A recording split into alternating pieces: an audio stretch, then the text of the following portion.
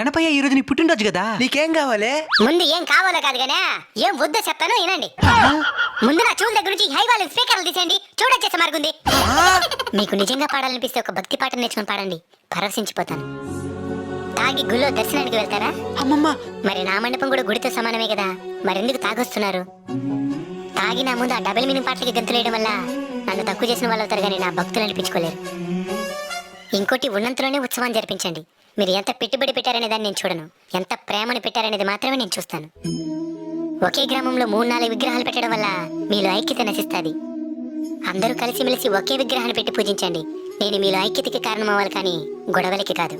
స్వామి మేమైతే తాగి రావడం, డబుల్ మీనింగ్ పాటలకి డాన్స్ వేయడం ఇవేవి చేయలేదు స్వామి. అందుకే కదా నైనా నేను ప్రత్యక్షమై మీతో మాట్లాడుతుండేది. మీరు నాకు బాగా నచ్చారు. ఏదైనా ఒక వరం కోరుకోండి, ఖచ్చితంగా తీరుస్తాను. స్వామి నీ పుట్టినరోజు నాడు కూడా విజయవాడ ఖమ్మం అసలు వరదలతో ఇబ్బంది పడుతున్నారు స్వామి, వాళ్ళకి తోడుగా ఉండు స్వామి. తదాస్తు.